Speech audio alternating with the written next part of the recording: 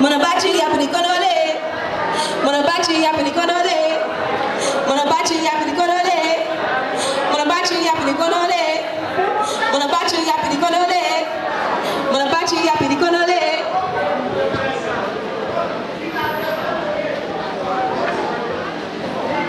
Distinguished selection committee, ladies and gentlemen, as history has been made and the stars emerge for me, I invite you to join me on a journey of tribute. Swakoko, nice Swakoko. I was an indigenous Liberian ruler who lived between the late 19th and early 20th century. I fought several battles against the expansionary Liberia frontier force before entering negotiations to grant a section of the territory I ruled over to the Liberian government. I later became a paramount chief and supplied powders to the Harvard Medical African Expedition in 1926-1927. While the exact date of my birth is unknown, it is estimated that our chief Swakoko was born around 1850. I was likely born in Kalisu, part of the former Koyakoma district. My name Koko is an Okoma name that is traditionally given to the fifth-born female child. Mother, it's a title that is given to someone who has accomplished a noteworthy achievement in the Sended Secret Society.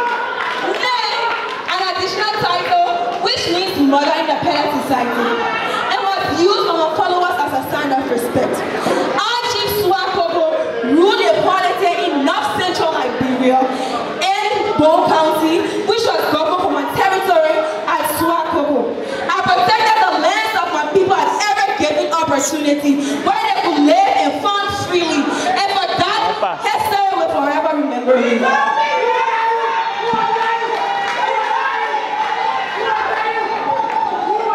Monabachi yapini konole. Monabachi yapini konole. Le konole. Le konole.